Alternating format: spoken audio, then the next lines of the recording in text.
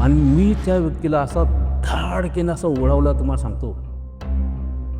अक्षरशः मी झोपलो ना रात्रीच्या वेळेस, काय व्हायचं, एक ठराविक पिरियड होता.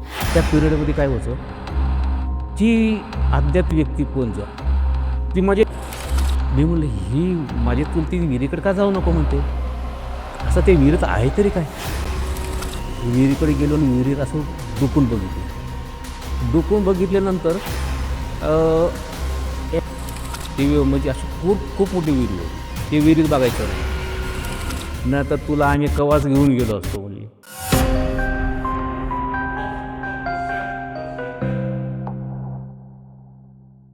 नमस्कार मित्रांनो, मी तुमचा मित्र वीरेंद्र मोहिते पाटील आणि तुमचं स्वागत आहे आपल्या मिस्टर डक्स या चॅनलवर.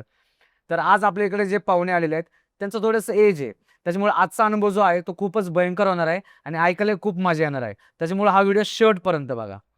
नमस्कार सर. नमस्कार. काय आपलं नाव? माझं नाव केशव कतरू जावळे. बरं, काय करता सर सध्या तुम्ही? मी आता रेशनिंग ऑफिसमधून रिटायर म्हणजे इजेस कॅन्डिडेट होतो. बरं, आणि राहिलं कुठे तुम्ही आता? मी आता काळेवाडी पिंपरीमध्ये राहतोय. आणि मूळगाव? माझा जन्म पिंपरीमधलाच आहे. अच्छा, म्हणजे तुम्ही पिंपरी. माझे आई वडील म्हणजे वडिलाचा जन्म अहमदनगर जिल्ह्यामध्ये जामखेड तालुक्यातला. पण तुमचा इथलाच पिंपरी? हो, माझा इथलाच आहे. म्हणजे तुम्ही मूळचे इथलेच झाले? हो, मी इथलेच आहे आता.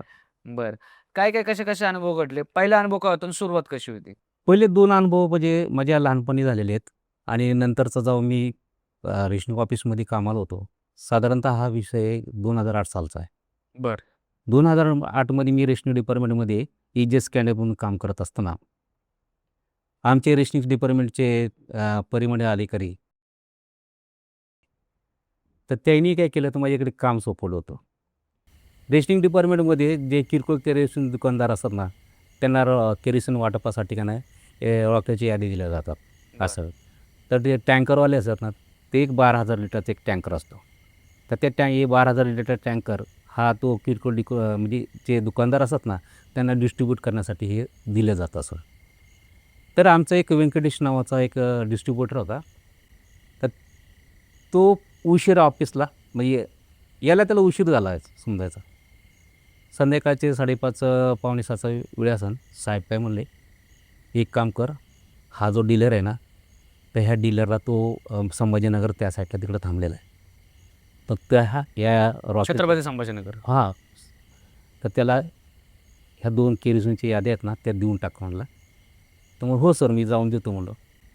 तर मी निगडीच्या रेशनिंग ऑफिसमध्ये निघालो.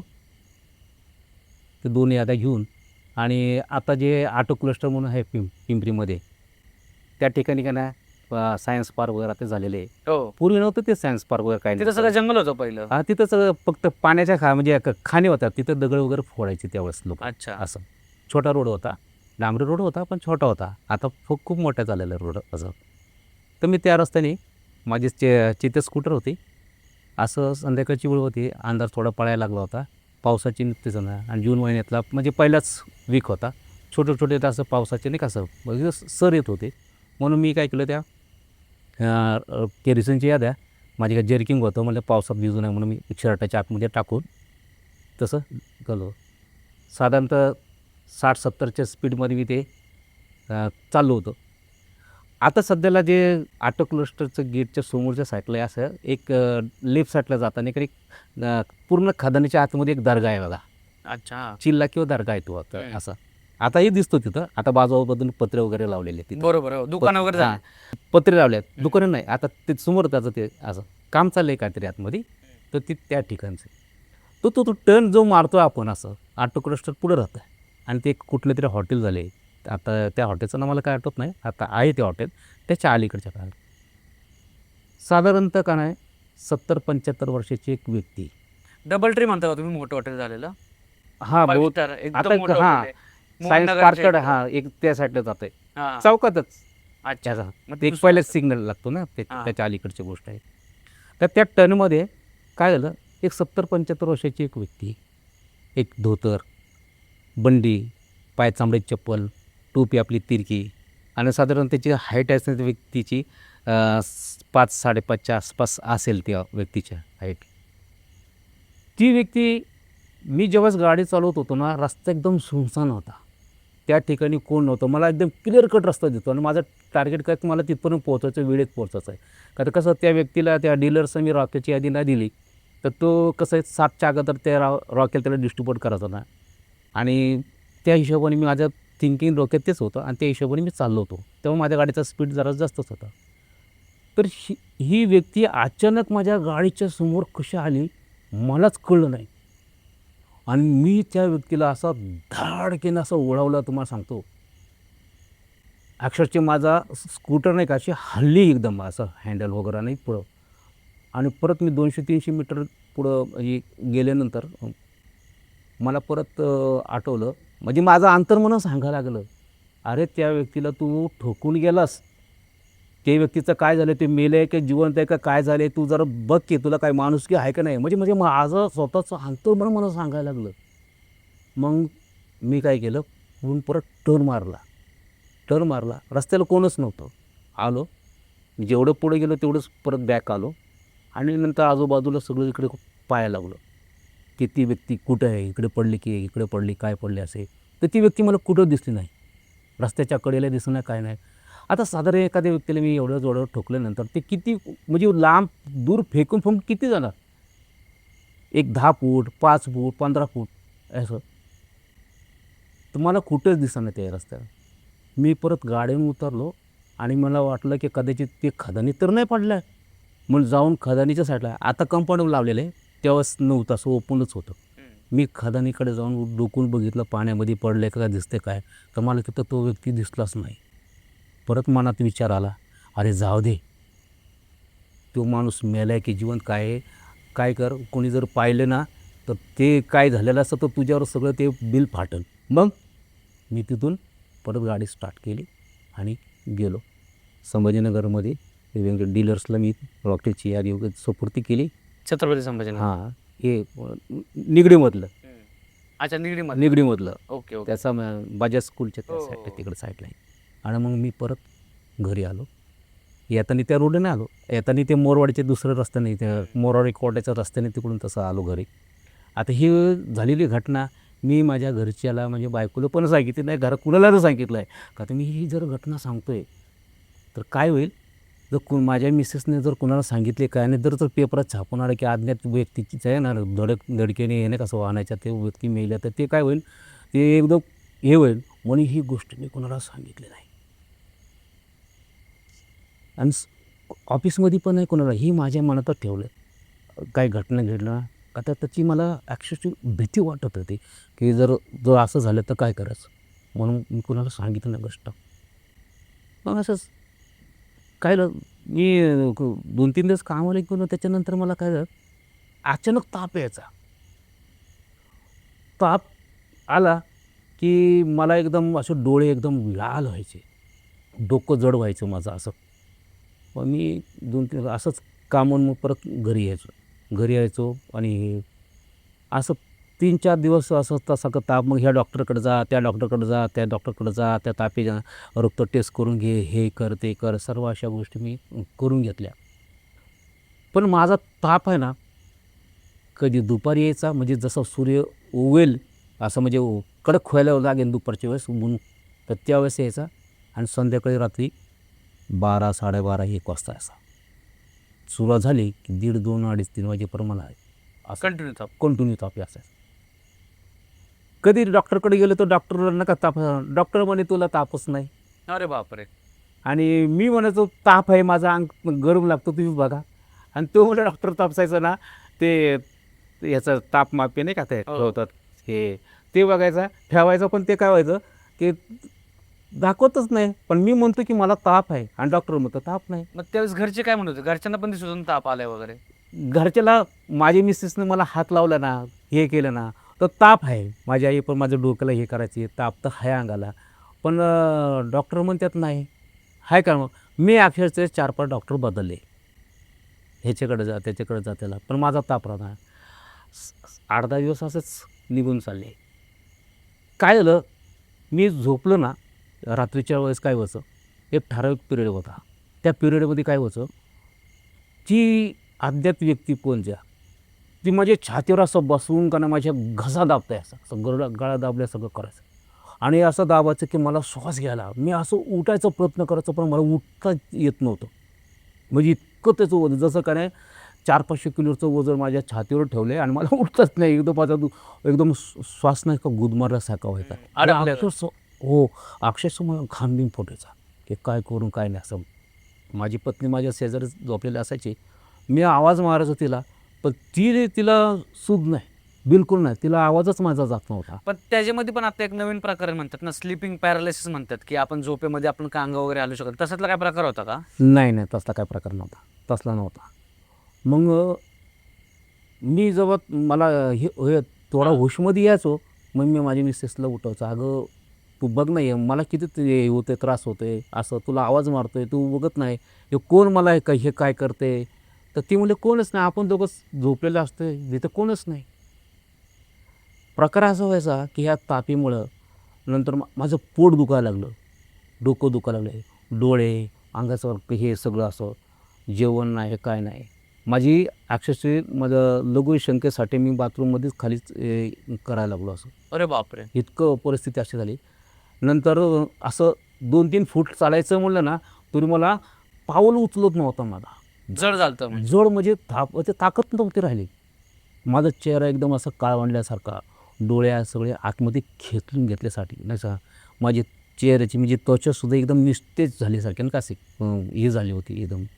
आणि घरच्यांना पण सुद्धा काय करतं, घरचे दुसरीकडे कुठंतरी घेऊन जायचं तर मला नाही का असं डॉक्टर करून दमलं बायचं काहीतरी बघू म्हणून म्हणायचे. मी म्हणे मला तसलं काही प्रकार नाही, म्हणजे नाही कसं देवधर्माचं काय ह्याचं असं तसं कोणी म्हणे करणी केली हे ते असा प्रकार सांगतो तसा. तर माझा त्याच्यावर विश्वास नव्हता. नाही म्हणले मला कुणाकडे जायचं नाही, म्हणून मी माझ्या स्वतःच्या हट्टापायी मी कुणाकडे जात होतो, डॉक्टर आणि मी. असा प्रकार चालला होता बरेच दिवस. साधारण महिना होत आला. माझी परिस्थिती इतकी झाली अशी की मला असं माळ्यावरून 2 शिड्या खाली उतरता येत नव्हतं असं. मग माझ्या मिसेसने माझ्या सासूला सांगितलं. ॲक्च्युली माझ्या सासूचं आणि माझं काही जरा थोडं अनबन झाली होती, त्यामुळे मी त्यांच्यासंग बोलत नव्हतो आणि माझ्या मिसेसला पण त्याच्याकडे पाठवत नव्हतं. तरी मग माझ्या मिसेसनी का नाही हे करून माझ्या यांना सांगितलं आणि माझा हट्टी स्वभाव असल्यामुळे माझे आईवडील पण माझ्या स्वभावाला काही आवडत नसल्यामुळे ते काही त्यांचा पण नाईलाज होता. मग माझ्या मिसेसने माझ्या सासूला सांगितलं की बाबा माझ्या नवऱ्याला बघ काहीतरी झालं आहे असं तसं, आज महिनाभर आला घरातच आहे, नुसतं दिवसभर रात्रभर झोपून असतो, काहीतरी चावळतोय का बडबडतोय, छातीवर कोणतरी बसले म्हणतो, घसा नरडं दाबतोय म्हणते, हे होते, मला सारखं उठवतोय, माझं हात दाब, डोकं दाब, पाय दाब, नुसतं अंगात नसतं असं वेतल्यासारखं होतं, म्हणजे कसं तळव्याला मालिश कर, हे कर, डोक्याला मालिश कर, असं मला पण झोपू देत नाही, रातभर तो पण काय काय करतोय असं. तर मग माझ्या सासूने काय केलं, माझ्या सासूला काय माहिती आहे, वेडेश्वरी देवीचे एक तिला म्हणजे ती छाया किंवा ते ताट होतं देवीचे परडीवर येते कुठल्या देवीचा? वेडेश्वरीचं. कुठे येतं मंदिर? ते याच्यामध्ये येडशीला सोलापूरमध्ये ते उस्मानाबाद जिल्ह्यामधून येडशीमध्ये त्या तिकडे आहे ते. मग माझ्या सासूला पण काय थोडंफार दिसत असावा. बरं. मग तर तिने काय केलं, माझ्या चुलतीला सांगितली गोष्ट. आता माझ्या चुलतीला काय माहिती का, वरखाडची देवी म्हणून एक आहे, ती नगर जिल्ह्यामध्येच आहे. मी काय त्या देवीला काय गेलो नाही, पण वरखाडची देवी म्हणून तिला काही प्रसन्न होती तिला आणि तिला सांगितलं. ॲक्च्युली माझ्या चुलतीसंग पण माझं भांडण होतं, त्यामुळे मी पण त्याच्यासंग बोलत नव्हतो. माझ्या सासूने तिच्यासंग काहीतरी डिस्कस काय केलं असेल की काय झालं असं. तर मग माझ्या सासू काय म्हणले की माझ्या मिसेसला की तुझ्या नवऱ्याला का नाही आपल्या घरी घेऊन ये म्हणले. ते माझ्या सासूचं घर जवळच होतं. मग माझ्या मिसेसने म्हणलं की तुम्ही एक काम करा, माझं ऐका म्हणले, तुम्ही माझ्या आईचं घरी चाला म्हणले, माझ्या आईने तुम्हाला बोलवलं आहे. तर म्हणलं ठीक आहे. आणि मी पण कसं आता एकदम वैतागलो होतो, अक्षरशः 1-1.5 महिना होता. अंगावर नाही कसं दुखत होतं, सगळं हे होतं, गोळ्याचा असर होत नव्हता, जेवण जात नव्हतं, झोप नीट लागत नव्हती.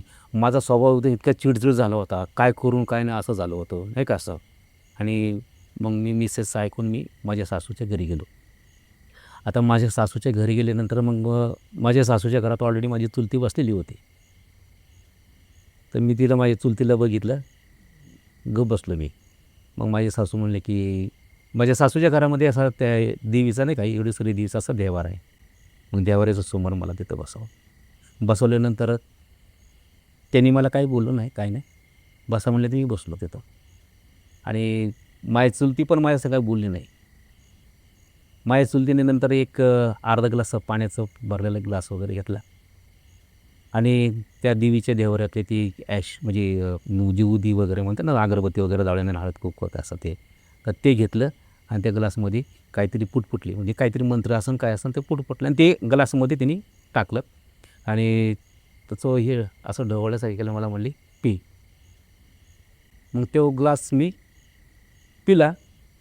ते पाणी पूर्ण पिल्यानंतर अक्षरशः बर्फ आहे ना, कसं थंड असतो तसं ह्या केसाच्या इथून अक्षरशः पूर्ण बॉडीमध्ये इतकं गार गार पडत गेलं, म्हणजे मुंग्या आल्यासारखं नाही का, असं असं आपण हातात बर्फ घेतल्यानंतर कसं जो झिंझिने होते असं कसं, तसं सगळं असं केलं. ते केसाच्या म्हणजे पायाच्या अक्षरशः नखापासून ते असं थोडं थंड पडलं आणि झालं. थोडं थांब, माझी चुलती म्हणली उठ उठ म्हणले. मी असं तटकीने उठलो, जसं पूर्वी मला कसं ताकद होती, ताकद, एनर्जी. एनर्जी होती, त्या पद्धतीने मी उठलो. म्हणजे मला जसं काय झालंच नाही. आणि इतके दिवस तर मला 2 पावलंसुद्धा टाकायला नव्हते. येत नव्हतं. म्हणजे असं म्हणजे दम लागायचं मला, इतकी माझी हालत खराब झाली होती.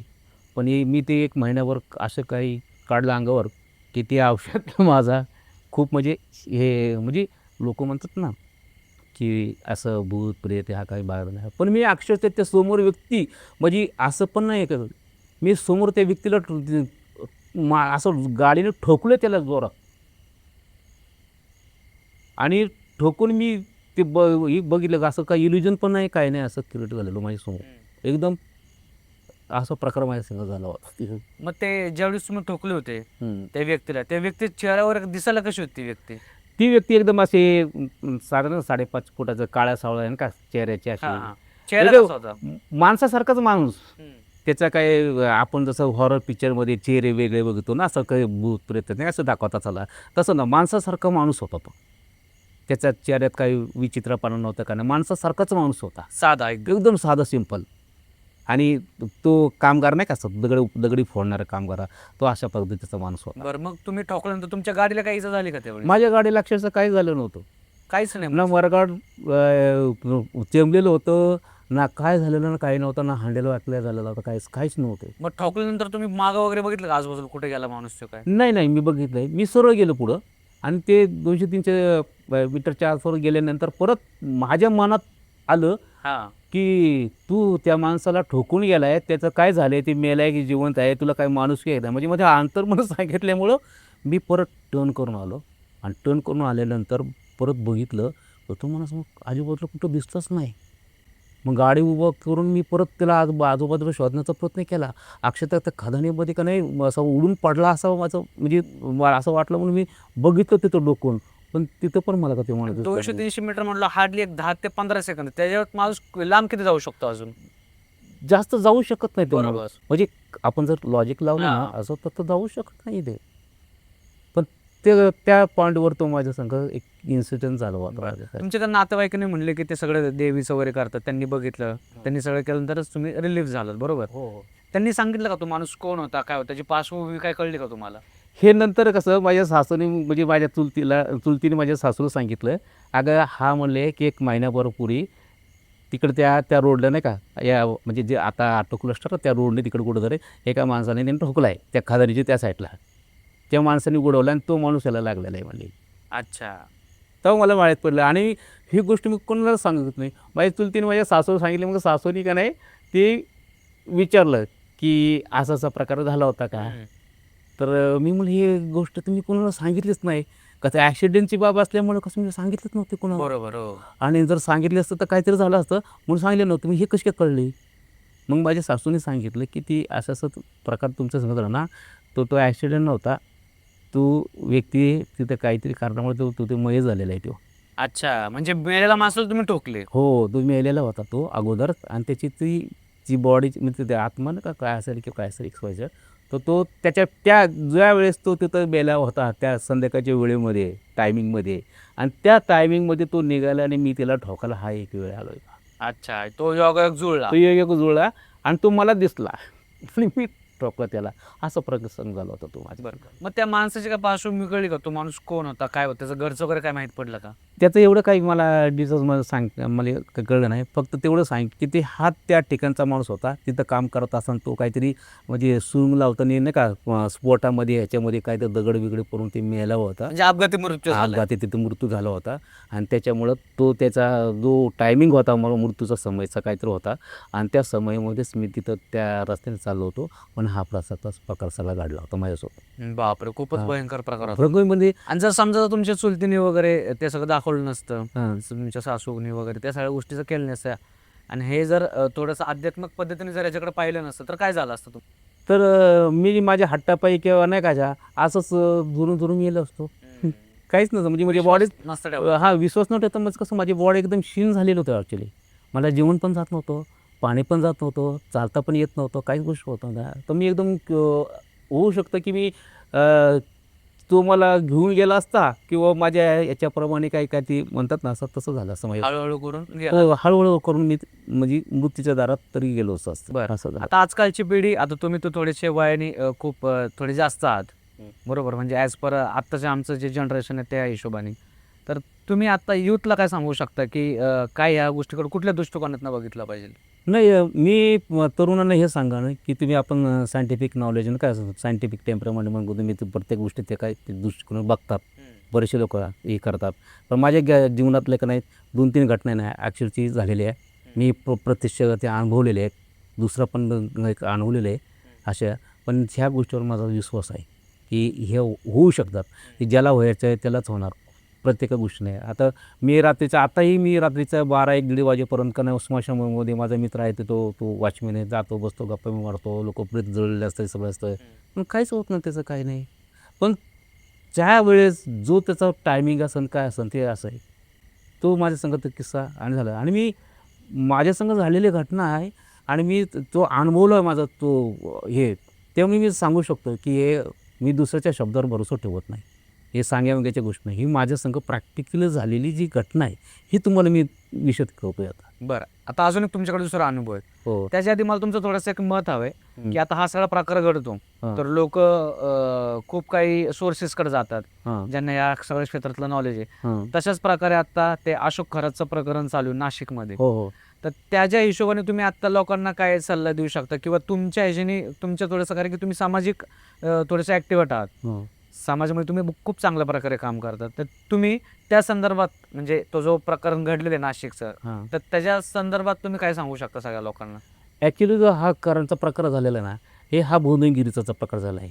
तो लोकांना अक्षरशः लुटत होता देवधर्माच्या नावाखाली. जे जाणते असतात ना की ज्यांना उपजत म्हणजे त्यांच्या खानदानामधून कुठला तरी देव एखादा प्रसंग झालेला असतो की ज्यांच्या पूर्वजापासून का वाडवडिलापासून ती काही म्हणजे त्यांच्या घरातलं पाकघराणं असन नाही का पवित्र काहीतरी चांगली व्यवस्था असेल त्या पिढ्यानपिढी पिढ्याने तर त्यांच्या घरात हा वारसा पडला आहे आणि ते लोक त्यांना फक्त सेवा करतात म्हणजे कुठला न स्वार्थ पकड. निस्वार्थपणे सेवा करतात की त्यांना काही गोष्टी अनुभव दिसतात वगैरे नाही का ते काही त्यांचं जप्त वगैरे केलेलं असेल त्या लोकांनी तर त्याच्यात त्याची ती विद्या जी असन की भूत प्रेत भागवायची किंवा अजून काही करणी कवट्या हे करायचे असे ते लोकांच्या म्हणजे भल्यासाठी कामं करतात आणि जे काही लोक असं स्वतःच्या घर भरण्यासाठी काम करतात ते भोंदूगिरी करतात. अशा लोकांपासून ज्यांनी पैशाचं मागणी केली किंवा हे कर पाहिजे या वस्तू आणण्यासाठी मला एवढे पैसे द्या तेवढे पैसे द्या असं सगळं बोलतात ना हा साप म्हणजे चुकीचा प्रकार आहे म्हणजे तो भोंदूगिरीचा प्रकार.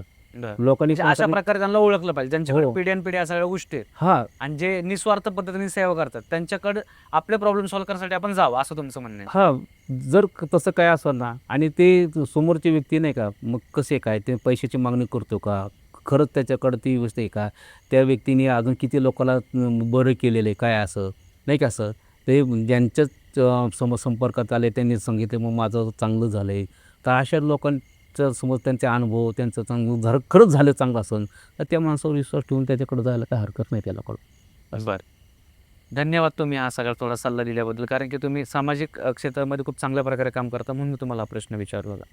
तर येत आता आपण दुसऱ्या अनुभवाकडे. दुसरा अनुभव काय होता, सुरुवात कशी होती आणि कधी घडला होता? दुसरा अनुभव म्हणजे मी लहानपणी म्हणजे 5वीला होतो. 5वीला असताना काय झालं माझी चुलती देवरुडमध्ये किनई म्हणून गाव आहे आणि त्या गावातली राहणारी.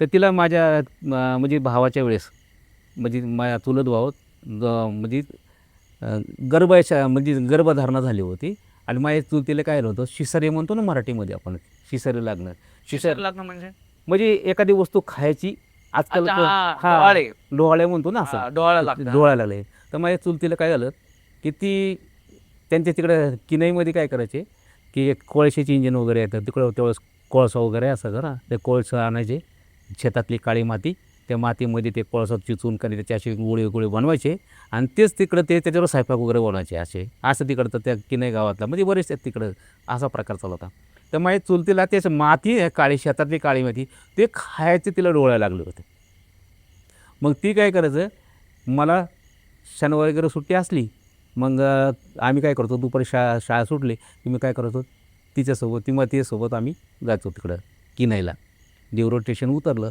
तर स्टेशनपासून किनई गाव खूप अंतर आहे 3-4 किलोमीटर आतमध्ये चालत जावं लागतं आणि त्यावेळेस आता रस्त्यात पूर्वी कसं सगळं पाणी असायचं असं नाही कसे सगळं दोन्ही साईडने कसं ते ओढा होता तर ओढ्यातून असं चालत चालत जावं लागत होतं इतकं आणि रस्त्याला लाईट नाही काही नाही काही नाही असं ओबडधोबड एकदम रस्ता. ओबडधोबड म्हणजे का नाही भीती अक्षर साप बीप हे असं याची म्हणजे का ना कोणतरी शॉप येईल असं भीती वाटत होती तर मी आणि माझी चुलती आम्ही दोघंजण तिकडं जायचो गेल्यानंतर ती काय करायची मला सांगायची त्या शेतात ते जाऊन त्या घराच्या मागच्या साईडलाच अंतर शेत होतं आणि ते शेतातली माती घेऊन ये म्हणायची मग मी काय करायचो ती शेतातली माती किती असेल एक एवढी बरं हातात बसेल एवढी माती नाही का तेवढी मी असं घेऊन यायचो घरी 2 मुठींमध्ये हां बसते एवढी. एवढं असं जेवढं बसन तेवढं असं घेऊन यायचो घरी म्हणजे आज चुलतीच्या घरी आणि ती मला एक वॉर्निंग करायची की तू गेल्यात ना त्या शेतात विहिरीत तर तिथं ती विहीर आहे ना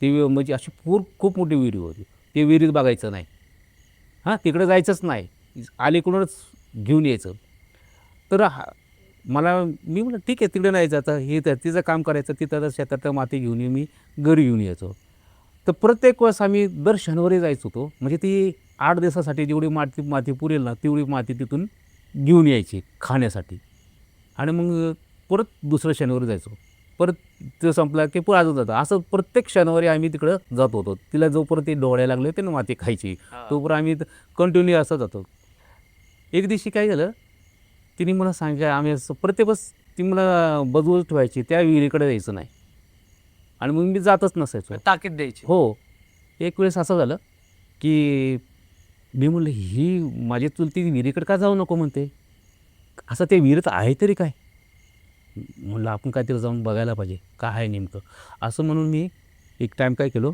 असं शनिवारच्या दिवशी गेल्यानंतर दुपारचे समज 1:30-2चा टायमिंग असेल एकदम ऊन रखरखतं मे महिन्याचा दिवस रखरखतं ऊन होत आहे आणि मी माती वगैरे घेतल्यानंतर काय केलं सहज त्या विहिरीकडे गेलो आणि विहिरीत असं डुकून बघितल्यानंतर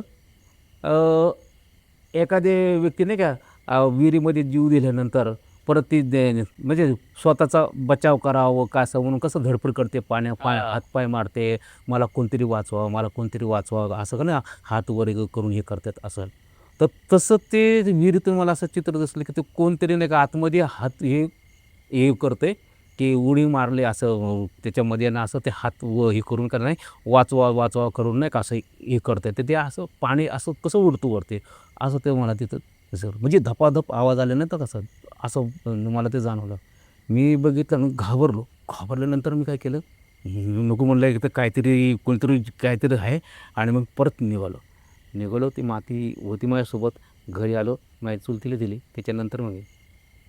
त्यानंतर मी चुलतीला सांगितलं नाही माझ्या की मी विहिरीत जाऊन काय बघितले ते म्हणजे तिला जर सांगितलं ती मला मारणारच आणि मग माझ्या आईबापाला सांगितलं माझ्या आईबापा पण मारणार मला म्हणून त्या भीतीने मी काय सांगितलंच नाही त्याने त्याच्यानंतर असं झालं आणि की कुठल्या वेळेस झालं ते? हे दुपारी 1:30-2च्या दरम्यान ऊन एकदम कडक असतं ना का बरोबर. अशा टायमाला तेव्हाच ते मी तिथं गेलो होतो पाहायला ते विहिरीत असं डोकलं होतं तेव्हाच आणि त्याच्यानंतर काय झालं काही दिवसानं मला तर नुसतं ताप वगैरे यायचा आणि माझे पोट दुखायचं आणि तेवढंच फक्त काय मन लागत नव्हतं जेवणावर नाही मन कशावरच नाही काय नाही एकदम असं मी हे होत चाललं असं लुकडा असं होत चाललं होतं आणि योगायोगाने माझी आजी तिला 7 यात्रा होत्या ती गावाहून इकडं आम्हाला भेटायला आली ती तर माझी आई म्हणली, अगं हा पोरगा बघ ना, आता 15-20 दिवस होऊन गेले, ह्याच्या अंगी पण लागणं, का जेवत पण नाही, काय नाही, शाळेत पण नाही जात, खाडे करतोय, नुसतं ताप आल्यामुळं. आणि त्यावेळेस कसं जास्त आमच्या इथं हॉस्पिटल वगैरे काही नव्हते असे. एक याचा विष्णू डॉक्टर म्हणून एक होता पिंपरीमध्ये, तर तेवढंच फक्त. आणि त्याच्याकडे जायचं. आणि त्यावेळेस खूप म्हणजे आमच्याकडं म्हणजे नाही का असं डॉक्टरकडे जायचं म्हणलं तर पैशाचे प्रॉब्लेम किंवा हे महिन्याचा पगार असणार वडिलांचा असं, आणि त्याच्यामुळे हे असं ते हा प्रकार. मग माझ्या आजीने काय केलं, घरी आली, माझ्या चुलतीच्या घरी आली होती ती, माझी चुलतीची आई होती ती. तर ते मला का माझ्या आईने सांगितले म्हणून ती आली घरी आणि मला बघितलं. बघितल्यानंतर तो दिवस गुरुवारचा दिवस होता. गुरुवारचा दिवस होता. तर मग माझ्या आईला म्हणली, आपण शनिवारी बघू याचा काय करायचं तर. अरे बापरे. शनिवारी बघू म्हणलं आपण. तर म्हणले, माझी आई म्हणली, काय झालं त्याला काय? अगं म्हणले, तुला शनिवारी सांगते म्हणले, पण एक काम कर, शनिवारी काय करू आपण, संध्याकाळी नाही का 7च्या नंतर, 7 हे झाल्यानंतर, दिवा लागल्याच्या नंतर काय करायचं, जी पीक असतं ना डुक्कर वगैरे, त्याची विष्ठा घेऊन ये वाळलेली, बाकी काय घेऊन येऊ नको, तेवढंच फक्त घेऊन ये म्हणली. मग माझ्या आईने पण ते असं डुकराची विष्ठा आहे ना, किंवा असं वाळलेले कुडल, ती घेऊन आली शनिवारच्या दिवशी. मग आमच्या घरामध्ये तिने, माझ्या आजीने काय केलं, आली माझ्यासमोर असं विस्तव वगैरे केला, आणि विस्तव केल्यानंतर काय केलं, त्याच्यावर का नाही ते डुकराची विष्ठा होती ना, ती अशी कुस्करून त्याच्यावर टाकले ते विस्तवावर, आणि त्याचा जो धूर झाला, असं धूर, आपण कसं लोबण वगैरे जाळल्यानंतर तो धूर निघतो, तर तसा धूर झाला. तर तिने मला एकदम कसं तरी व्हायला लागलं ना असं. तर माझ्या आजीने माझं मान धरली अशी, आणि त्याच्यावर विस्तवावर असं तर त्या धुरावर धरली अशी. दूर जाण्यासाठी. हां, धुरावर. घे धूर म्हणे, हे तुम्हाला काय पाहिजे घ्या म्हणायचे, तुम्हाला काय पाहिजे घ्या, तुम्हाला काय पाहिजे अरे ते. बापरे. असे हो आणि मला तर काही सुचत नव्हतं, कळणंच नेमकं काय चाललंय प्रकार हा, असं ना कसा. आणि धूर त्याच्यावर आता त्यांनी धरल्यामुळे कसं मला तो धूर माझ्या अक्षरशः नाका तोंडातून जायला ना, म्हणजे शरीरामध्ये जायला लागतो तो धूर असा. असं हे केल्यानंतर 2-3 टाईम तिने तसं केलं. त्याच्यानंतर मग मी झटकन असं पडलो एकदम. पडल्यानंतर थोड्या वेळ मलाच म्हणजे एकदम भानावर आल्यासारखं नाही का असं, ही माझ्यात जी मरगळ होती, जे हे झालं होतं नाही का असं, म्हणजे पहिलं कसं मी एकदम म्हणजे 15-20 दिवसापूर्वी मी कसं असायचो, तर तसं परत झालो. झाल्यानंतर मग म्हणजे मी जे शुद्धीवर आल्यासारखं झालं. मलाच काय कळलं नाही. नंतर मग माझ्या आजीनं सांगितलं, अगं म्हणली, हा किनायला गेला होता का, त्या कुठल्या विहिरीत गेलता? तिने म्हणजे किनईचं गावाचं नाव नाही सांगितलं आहे. मला म्हणली, तू कुठल्या विहिरीत गेला होता? डोकावला नाही त्याच्यामध्ये? तर म्हणलं हा. म्हणलं कुठे गेला होता? मग म्हणलं त्या माझ्या काकूसंग गेलो ना तिच्या माहेरी, ते तिथे एक ते शेतातली विहीर आहे ना, मग त्या विहिरीमध्ये मी गेलो होतो. तर काकूनी म्हणली होती मला की तिच्याकडं जाऊ नको तू, त्या विहिरीतून बघू नको. तर मग ते कशाला गेला होता? म्हणलं ते काकूला ती माती नाही का, काळी माती खायची सवय लागलेली आहे, आणि त्यासाठी मी ती मला घेऊन जाते तिकडे दर्शनवारी, म्हणून मी गेलो होतो. आणि तरी पण तिचं मी एक टाईम ऐकलं नाही, आणि मी तिथं जाऊन ते हे केलं असं, आणि विहिरीत डोकवलं. तर डोकवल्यानंतर ते माणसं नाही का असं जीव दिल्यानंतर असं उडी मारल्यानंतर पाणी कसं असं धपकीनं ओढतं सगळं, असं वरतं असं हातपाय मारल्यासारखं होतं, तसंच झालं होतं, असं झालं होतं. तर त्या विहिरीमध्ये का नाही 7 लोकांनी जीव दिले होते, त्यांचा जीव गेला होता. अरे आणि बापरे. ते 7 लोक मला लागले होते, आणि ते वेगवेगळ्या प्रकारचं त्यांचं काही खायला पाहिजे होतं ना, कुणाला मटण असं आवडत असं, गोड धोड हे ते काही दारू बिरू काय असं नाही कसं, असं काय होतं ते मागत होते. त्यांची इच्छा ते तुमच्या थ्रू पूर्ण करायचा प्रयत्न करत माझ्या होते. हां, तर ती ती पूर्ण करण्यासाठी ते लोकांनी मला धरलं होतं. अशी ती असं काही प्रकार झाला होता तो. तर ते माझी आजीने काय केलं, सगळ्यांना काय देत बसण्यापेक्षा तुम्ही ह्या डुकराची विष्ठाच खा म्हणून का नाही, खा म्हणलं म्हणून तिने ते धूर करून तो मला त्याच्यावर हे केलं होतं असं, आणि त्याच्यामुळे ते माझ्या शरीरातले काही ते निघून गेले होते. असा काहीतरी प्रकार झाला होता तो. बरं, म्हणजे थोडक्यातच गेले सगळे. हो. मला ते ती काय कुणाला काय काय लागत होतं, कुणाची काही इच्छा राहिली ती काय झाली ती काय. आणि ते लोकांनी मला आणि ते परत आजीनं सांगितलं, की "अरे," म्हणले, "तुझ्या घरातलं कुळदैवत आहे ना तुमचा खंडोबा, त्याची तुला सहाय्या होते थोडी, त्याच्यामुळे तू इतक्या दिवस वाचलास काय. संरक्षक कवच. सो हां, न तर तुला आम्ही कवाच घेऊन गेलो असतो," म्हणले. बापरे. कवाच घेऊन गेलो होतो. हे 7 जण म्हणजे त्यांचं काहीतरी असं बोलणं झालं. म्हणजे माझ्या आजीचं आणि त्यांचं काय ते काय आत्मीय असेल काय असेल त्यांचं काय बोलणं झालं, की असं-असं असा प्रकार झाला होता तो असा. बरं, म्हणजे खूपच भयंकर प्रकार भयंकर होता. म्हणजे मी गोष्टी कुणाला सांगितली पण नव्हती, की मी त्या विहिरीत गेलो होतो, बघितलं वगैरे. हे गोष्टी कुणाला सांगितलं नव्हतं. माझ्या चुलतीला पण सांगितली नव्हती, आईला पण सांगितली नव्हती. ती माझ्या आजीने मला ज्यावेळेस हा प्रकार हे केलं ना, मी जेव्हा शुद्धीवर आलो ना, तेव्हा मला विचारला, "तू कुठे गेला होता विहिरीत?"